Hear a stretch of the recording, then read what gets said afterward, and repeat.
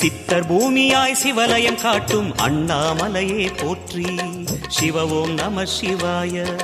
பக்தர் நெஞ்சினை சிவமயமாக்கும் சிவபெருமானே போற்றி.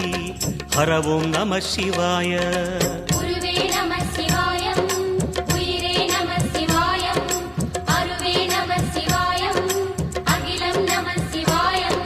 நம சிவாய நம சிவாய ஓம் நம சிவாய. நம சிவாய நம சிவாய ஓம் நம சிவாய.